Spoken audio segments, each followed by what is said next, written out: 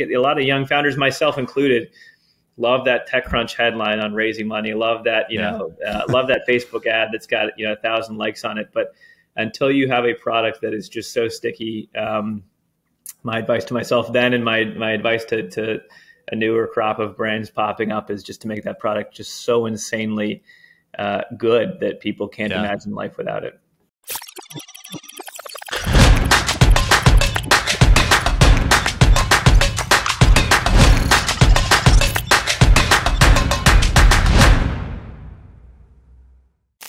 All right, Aman, been way too long probably since we scheduled this. Why don't you give everyone a little introduction about yourself and the Ministry of Supply, and then we'll jump into it. Yeah, that sounds great. Thanks so much for having me on, Brad. My name's Aman. I'm the co-founder of a brand called Ministry of Supply. We are a clothing brand based in Boston. We're a group of engineers and designers coming together to use science to make the most comfortable clothing on and for the planet. So think super soft, stretchy, machine washable, and most importantly, sustainable clothing that you actually look forward to putting on at the beginning of the day, really no matter where you're going. That's kind of our goal, is to improve the world through the power and lens of science. Awesome. And are you a scientist? I am an engineer by background, although my partner Gian and I was in business school and he was an undergrad engineer. And so I often play that other role, the non-engineering side of the business. And so some of your early prototypes was that you guys just geeking out and coming up with different ideas and concepts? Totally. That's actually quite spot on. It was, for years I was in consulting before going back to grad school, and getting on a plane every Monday morning, off a plane every Thursday night. And I hated this, Brooks Brothers uniform that I was wearing. That was like, stiff, dry clean only. You're hacking a hotel iron at 6 a.m. before going to a client site. You get sweat stains, like wrinkles, disheveled, half untucked. Yeah. And I didn't like the whole thing. I for some reason really hated the socks, like these 6 for $1 gold toe socks you can get at Costco. That like visually check the box, but that's it. And so what I would do is I'd cut out the soles of those socks and I'd sew in the soles of Nike super padded running socks. And I'd have these kind of Franken socks and I'd wear them. Aesthetically, they look normal, in a dress shoe. Yeah. And they were just super comfortable, and I just would have fun, tinkering. And so when I came to business school, it was like, it went from being really, dorky to be tinkering to cool. When you're at a business school that embraced it. And it just happened, Gihan was doing the exact same thing. He was cutting out the center back of dress shirts, replacing it with running shirts that he had. And Gihan is an avid runner, world record setter, super fast. And Gihan's kind of one of those guys that's just good at everything. And he was hand sewing these dress shirts. We all know one. And he would put on this blazer over a dress shirt that, that he'd go to his like running galas, and he'd be sitting there kind of telling everybody like I got the secret weapon, right? It looks like a white dress shirt, but really I can, stretch. Yeah. And so when we met and we both had these kind of hand hacked prototypes, it was kind of like, instant attraction, and we knew that we'd work together pretty quickly. Yeah. That's gotta be one of the most interesting ways to meet is, so tell me a little about yourself. Oh, I cut out my socks. Oh, I cut out the back of my shirt. Oh, we're match made in heaven. No, we were at MIT, which is like not a school known for clothing, right? So in fact, we didn't meet. Somebody said, "Hey, you're the only 2 people on this campus, focused on fashion at all in any way. You probably should meet." And not only were we the only 2 people interested in fashion, we also had the exact same hypothesis that people were tired of it, and COVID only proved that too, right? So that ended up being a net good for us, I think. Yeah, awesome. Well, great backstory. So we started working together almost it'll be 2 years, I think, in June or July. I know typically the question is, what drew you to Elovar? And I know exactly what it was. There was a big fraudulent purchase, and Shopify had connected us and said, hey, there's a lot going on, but maybe share a little bit about some of the tracking issues and pain points that you had prior to us having the opportunity to work together. Yeah. I think one of the things that we so often think about is how to optimize each player in our ecosystem. And we want to make sure we have the right players in the ecosystem. What happened at that moment, and every, business has been through this, is just this fire. I still remember it very distinctly. It was July of 2019. I remember sitting actually right upstairs here and just head on fire after weeks of not being able to solve this issue. What people don't often think about is how all of those pieces work together. And what had happened was effectively, it wasn't even actually in hindsight a fraudulent order. It was a $430 order that was passed from Shopify to Facebook as a $43,000 order. The decimal had moved over, and it was messing up all of our algorithms. Were kind of chasing another international mobile order, which is our worst two, mobile and international. Yeah.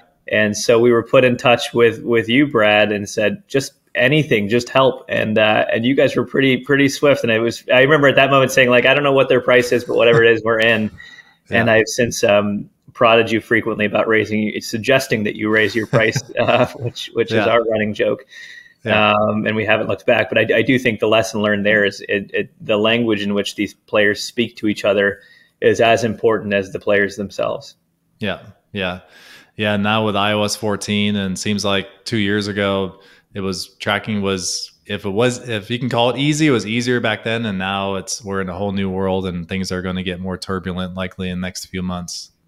I think that's right. Although I think in that case, at least the upside is that everybody faces the same, issue, right? At least it's a level playing field. I think when you're having your own issue and your world is on fire, it's a different feeling. Yeah. Yeah. Awesome. Let's jump into the meat of this, where we can help some other founders and business owners that are listening in and watching. And not that this is live or anything, but so the first question, really just like to kick things off, is think about milestones. So milestones of a business. So maybe how many years ago did you start the company? So maybe share a little bit about that, and then get into the first milestone. So what would be your first milestone that you think back? What was like the first dollar, the first sale online, the first million, whatever, it can be anything. But when you think back to where you are today, what's that first milestone that you hit? Yeah, I think we were lucky to have a fairly obvious answer, at least the one that clicks in my mind, which is when we started the business this was summer of 2012, so almost 9 years ago. Mm-hmm. And I was in the middle of 2 years of business school, and I was like, all right, let's see if there's something here. We have this problem. Do other people too? And we put this thing up on Kickstarter after months of work. It wasn't just a light switch, right? We planned it. We worked on it. And Kickstarter looked very different back then. There was no paid promotion on Kickstarter. It was if you build it, they will come. And it was, that was the case, right? And we said, if we can hit $30,000 in a month, in our first month in business, we believe it. We think other people have this issue too. Let's see what happens. And sure enough, 29 days later, we hit $430,000. Wait, so your goal was 30,000 and you hit and that wasn't like a sandbagging goal. We would have been thrilled at 30. And instead we had 430. Now in hindsight, we should have shut it down at like 200 because we couldn't handle $430,000 worth of orders. And so for the next 6 months, it was probably the darkest 6 months I can remember of just relentlessly working to make 8,000 shirts when we expected 400. Yeah. And not to mention customers who were largely patient, but occasionally vocally not. Yeah. And suffering through that. But it was a huge milestone. It was what convinced me to defer and eventually give up on my second year of business school was, hey, there's something real here. There's something special. Yeah. So out of curiosity, how did you produce? So if you were planning on only producing a few hundred and that turned into 8,000, how did you do that? Yeah. A lot of sleepless nights and a lot of calling in favors. I think we had to rebuild a supply chain. I mean, our existing supply chain was like, we'll do 50 to 100 a month, starting next month, right? And it was like, okay, if you do the math on that, it would have been years, So we called everyone we know. We got some good warm introductions to some new factories, and we basically just started churning out. We worked with 4 factories simultaneously, which is itself is a challenge.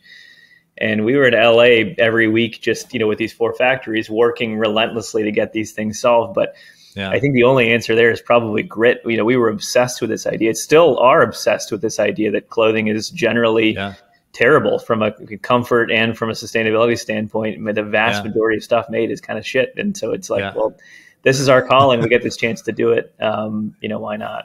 Yeah. So when did you transition into a D2C store? So have you been on Shopify? Have you always been on Shopify, or what did that experience where you went from Kickstarter to your own branded site?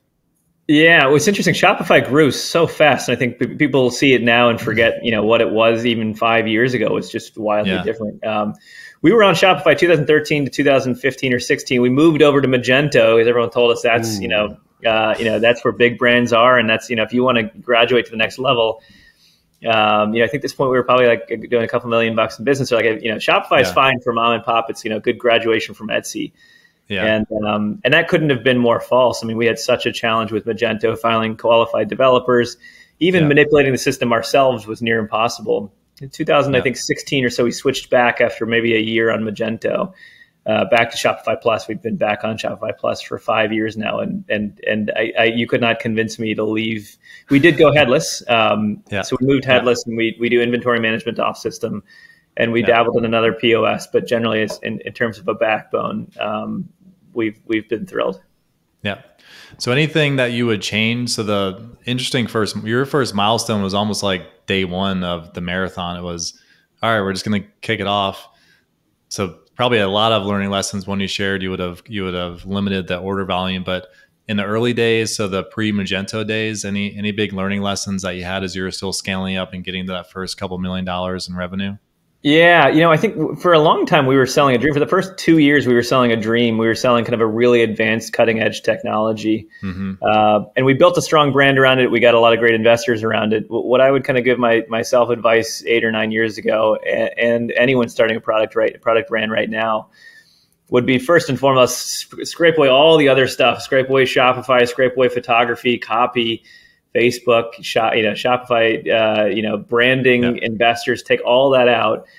And with no label on your product, no brand name even, can you make the greatest blank that ever existed in your mind? And then let customers refine that to make it even greater. Can you make something that is so sticky that when someone puts it on for the first time, they can't imagine life without it? And I think having an obsession with that before you get to all the frilly parts, right? Before you get a lot of young founders, myself included, love that TechCrunch headline on raising money. Love that, love that Facebook ad that's got 1,000 likes on it. But until you have a product that is just so sticky, my advice to myself then, and my advice to a newer crop of brands popping up, is just to make that product just so insanely good that people can't imagine life without it. Yeah. So what are you doing today to take the advice from 8 or 9 years ago? Obviously, you're not going to shut everything down and say, all right, here's a shirt, try it on. Yeah. What are some of the concepts that you've taken from that? Yeah, a couple of things I'd say is, one, we've gotten incredibly good at iterative design, right? And a lot of people say that. For us, it's like we have, half to 2/3 of our styles are evergreen. They don't change. We generationally improve them, right? Like the iPhone is as great as it is because they've committed to it. And that's exactly how we think of our products. I mean, everything you can see behind me, actually not one of those styles that's there is introduced in the last 2 years. And because of that, we've been able to make the product rapidly better. And the second thing is trusting our gut a lot more, right? So we're shoppers first, we're wearers first. If a product is not just pristine, yes, there's a rational, we run lab tests that simulate years of use before we even look at a product, before we even take it in our hands. But we've got pattern recognition at this point. We've got our own opinions. If a product is not just exactly where we want it to be, we've learned the power of no. And I can't tell you how many times we have shut products down. This is our sample rack. Our dev room is right there. There's a massive graveyard of things that we've just said, no, not there yet. Let's touch it again in a year when we can look at it with fresh eyes. Yeah, nice. I love that. So you're in the transition now, and now it's like looking ahead to continue to grow the business and grow the product, et cetera. Another interesting question that I'd like to hear the answers to is, when you think about your resources, whether it's your time, your team's time, people, money, investment, et cetera, how do you look at allocating resources to help you continue to scale and grow? Yeah, I think, I remember reading a good article about a CFO a while ago where, a CFO who's allocating, or, is thought of as the kind of owner of the P&L, is thinking about allocating resources. And I think it was in good to great, which is now kind of a staple in most offices. Ours is right there. And this idea that a CFO should reflect business priorities, not create them, reflect or support, advocate for. And I think that's kind of the presence we've taken here. So everything I just said about product is true. If we don't allocate resources to building a world-class product, first in class and best in class, then none of the other stuff matters. So instead of thinking this as a split the pie between design, make, and sell, it's make sure that the pie is the design has had all the pie it needs before you allocate any pie to make and sell. And letting that pace our business has just been a fundamental shift in how we think, and making sure that, again, first and foremost, is it the great, can someone not live without it? When someone puts on this is one of my favorite products. If you put on this hybrid dress shirt, I cannot imagine you will ever go back and buy a Brooks Brothers shirt, with a clear mind, right? And that's the goals that kind of power exists. And if the design team does not have enough pie, enough resources, that won't happen. You'll end up over allocating to sell. You'll have a great marketing message and a great brand, but your design team was lacking resources and didn't make a product that lived up to that promise. Yeah. Interesting. So the immediate parallels for me go to product-led growth, which is we're typically here in the SaaS world, but so it's almost like your resource allocation is around the product, because if it's the best product out there, then you have that trust that's going to keep your customers longer lifetime, word of mouth, et cetera. Yeah, that's it. And we measure that pretty carefully too. We call it IQ. Every product we have has an IQ. It's its unique identifier, and it's relative to our norm. So it's the average repurchase rate inspired by that product, the inspiration quotient.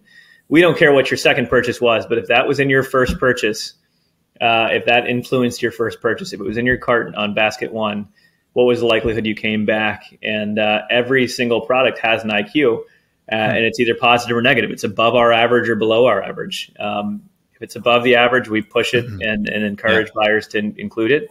If it's below our average, we either cut it or find out why. Right now, often that's a messaging issue, right? It's a fit issue. Let's make sure we tell people size up, right? The solution isn't always just cut it, right? Or we'd be out of product. And a negative IQ doesn't mean it's a bad product, right? It just means relative to our average. So product-led growth is spot on, and you can actually engineer that. Yeah. So I think that's really interesting just to unpack, since that's another question we like to dig into on these interviews, is unique data or data points that are unique to your brand and your business and how you use it in different manners. So the product IQ, that's the first for this. So kudos to you. Is that, I think, unpacking that a little bit more. So explain that. You can, maybe it's the same explanation, but the first, so when you have a product, so when that a customer purchases that product, that's what you're using into the repurchase rate. So when you start analyzing someone who's purchased 3, 4, or 5 different items, you look to see what products were in that first order for the customer. Yeah, exactly. And we don't mind that it's not just that product, right? That will shake out over time. But we have a monthly meeting. We look at every one of our major product platforms, and we look at 4 things. We look at IQ. Is it a product that is generally driving a behavior that we want? We look at volume. Are we moving a lot of it, right? So high IQ, high volume, keep it up. High IQ, low volume, push this more. We look at gross margins. Are we creating value? Margins are a reflection of value. Did we create value in doing this? If high IQ, high volume, but no margin, it just means you're passing something along at cost and you have no reason to be. And then we look at carbon footprint, right? And make sure that we're doing all of this responsibly.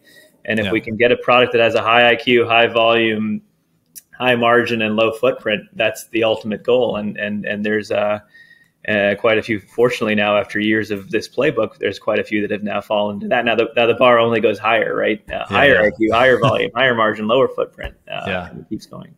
Yeah. Awesome. When you look ahead for the next 3 to 5 years, what are some of the goals? What are some of the mission?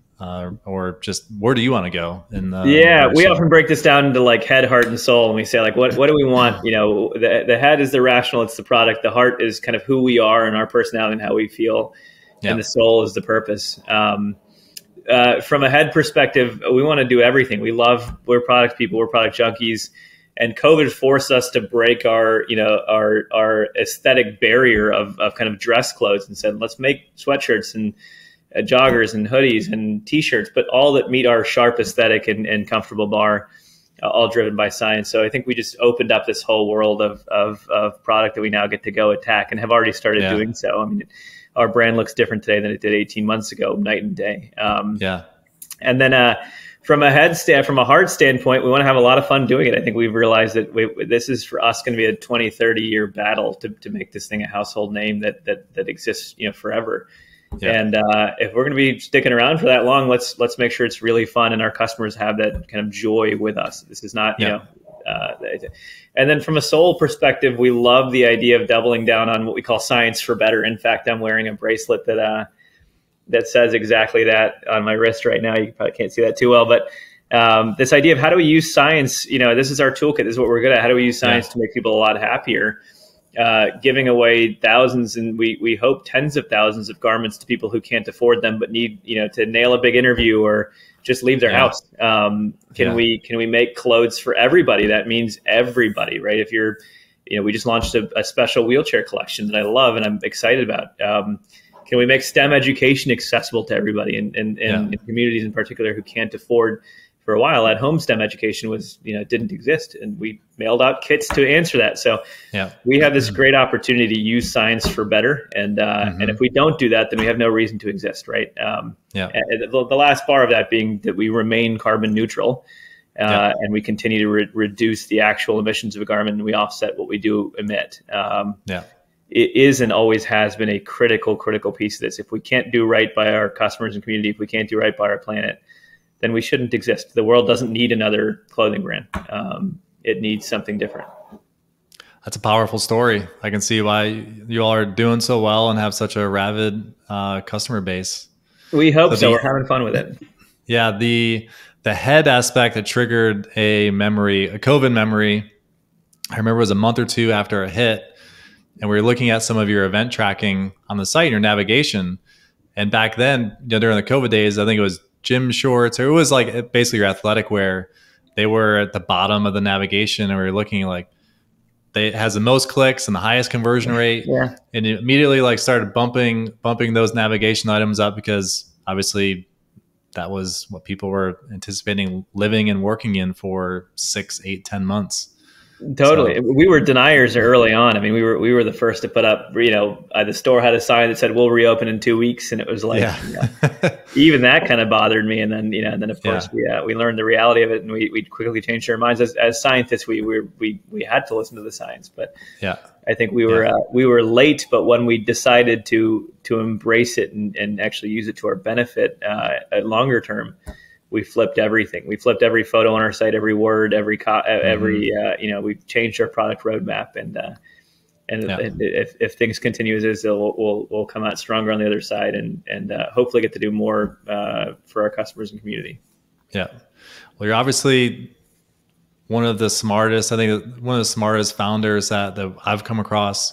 So when you think about the future of e-commerce and everything that you're doing from engineering and the community and the environment, where do you see the future of e-commerce? Where do you see it 3, 5, 10, if you even think that far ahead, 10 years out? Yeah. Well, first of all, I appreciate the flattering comments. I say the same about you, by the way. And I'm not just saying that. I've probably told you that to your face. We didn't pay each other $20 before to say. No, I've probably said that to your face before. I have so much fun working with you guys. What we see is good product thriving. I think right now, fancy techniques and marketing arbitrage can sometimes let bad product win, and it is our greatest hope. That's why I said if iOS affects everybody evenly, it only makes good products rise up, right? And if the water goes down, then whatever's underneath it shows up, and that's our hope, is that e-com is a channel. I mean, it's a way of selling things. It is and it of course inspires a lot of wonderful businesses like yours. For us, is that we're a product company. We're not an e-com company, right? We happen to sell via e-commerce, but we are not an e-com company. Yeah, it's a great distinction. And it's a really important one for us to make, because ultimately we have to keep focusing here, right? And saying we should trust that with intelligent sourcing of partners like you, we can tackle whatever comes in e-com. But our greatest joy is saying the only way that happens if we have monstrous IQ rates, right? If every time someone buys, our active T-shirt, which we launched a few months ago, there's a 52% chance they buy something again, which is massive, right? Yeah. Wow. And so that's tell me about the active T-shirt. I know it's fun. I just almost wore it today. It's right there. Yeah. Excuse me. But that's the future of e-commerce is an ecosystem where the right players win, in my perfect world. And the best product message and soul is elevated and illuminated through the power of e-com. Yeah. So products, customers are going to come back to products that they trust, products that they value versus and brands they connect with. Yeah. Yeah. Great. Last question. This is, this is a surprise question, but again, you're throwing me off a little bit with a Kickstarter because the difference, it was just like you launched and then obviously 10x success in what you're thinking. But this is one that I actually think a lot about as well, and I've thought about, is where you are today. What did you have to change? So who did you have to become to build the business that you have today? So what was it internally as you've grown? Maybe it was in the early days, maybe it's where you are now and as you continue to scale, but what have you had to change about yourself to continue to scale and succeed? Yeah, I'm somebody who operates with a bit of a chip on my shoulder, right? Like, I've got the first generation immigrant, grew up in Georgia. Entrepreneurship was a dirty word, and I kind of like it. I kind of like that. So I think I've had to make sure that I don't just operate with a chip on my shoulder and I stop and enjoy it. And we have. I see no reason why you shouldn't have a happy hour a week. It's one of these things where if you don't intentionally promote and build your culture around joy, that can quickly be lost. So, taking that time to celebrate, enjoy it, and have a lot of fun with it, and kind of enjoy the journey instead of seeking some sort of mythical exit on the other end, has been a huge shift since we started. The other thing I'd say is, you just have to grow thick skin, right? As a business who prides itself off of feedback. Yeah. You get a lot. Yeah. I talk to probably 10 customers a day, that I 10 a day. 10 a day. Yeah. Still. And the vast majority of them are wonderful. And I'd say eight are flattering. One is neutral, and transactional, and one is, feedback. But as a, chip on your shoulder, you're going to focus on that one. And so you got to grow thick skin and figure out how to rationally respond and make sure that you can, use it to fuel your business, both doubling down on the 8 good ones and also addressing and rectifying the other one. Yeah. Quick side note on that. How are you choosing the customers to talk to? And is it via email? Is it phone calls? Is it a mix between? Yeah, it's a good question. We have an email flow set up that goes from me to a certain subset of customers. And that subset actually changes over time. So it's not always the same customer. Yeah.